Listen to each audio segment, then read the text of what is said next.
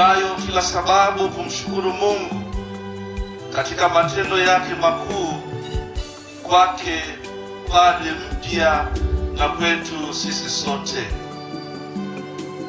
Tukiwa na furaha za maadhimisho haya makuu, napenda niwaalike ninyi nyote tuunganike na Padre Silvere Tadaye tukisali na kumshukuru Mungu kwa mema mengi aliyomkirimia mitarafu daraja takatifu ya upadre katika kanisa lake.